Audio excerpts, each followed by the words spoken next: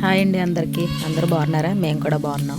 పీతల కూర చూద్దాం ఇప్పుడు. లాస్ట్ టైం ఒకసారి చేశానండి, అందులో వంకాయ వేసి చేశాను. ఈసారి వంకాయ వేయకుండా ట్రై చేస్తున్నాను.